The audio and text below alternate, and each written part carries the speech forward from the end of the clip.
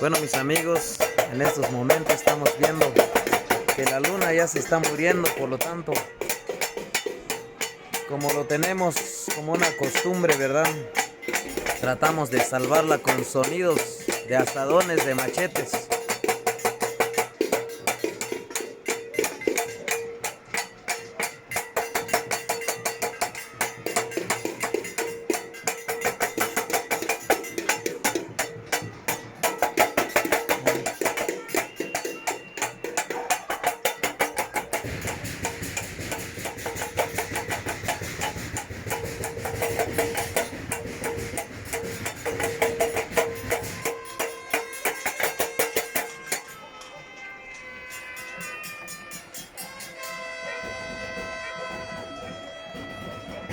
En Santa Eulalia nos damos cuenta en el cielo que la luna ya no está.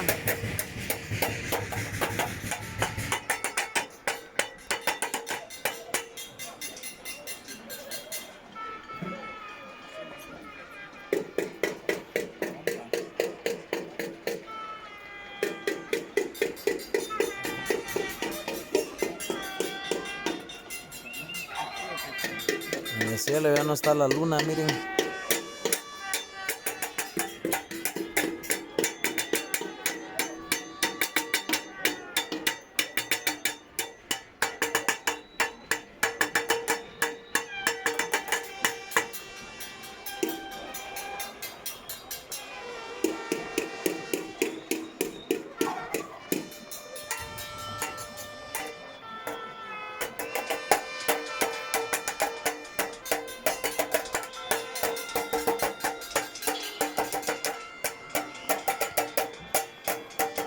Escuchamos trompetas, escuchamos gritos, sonidos, silbidos.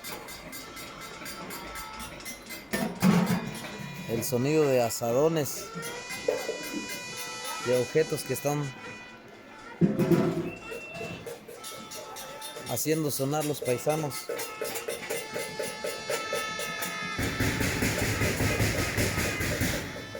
Queremos salvar a la luna hoy, porque en el cielo ya no está, miren.